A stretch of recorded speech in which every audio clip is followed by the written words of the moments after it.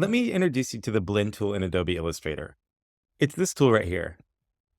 The blend tool can help you create transitions between strokes, shapes, and colors. Let me show you how it works. First, you're going to create your two different strokes, shapes, or colors.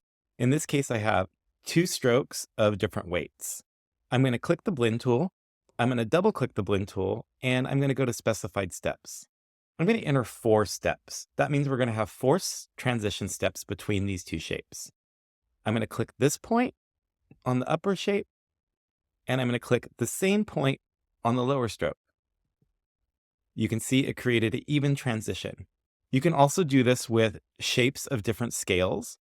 Click the blend tool and click the shape in the center. You can also do this with different shapes. Click the blend tool and click the shape in the center. And you can also do this with different colors. Click the blend tool and click in the center. And that's how you can get smooth transitions between strokes, shapes, and colors in Adobe Illustrator.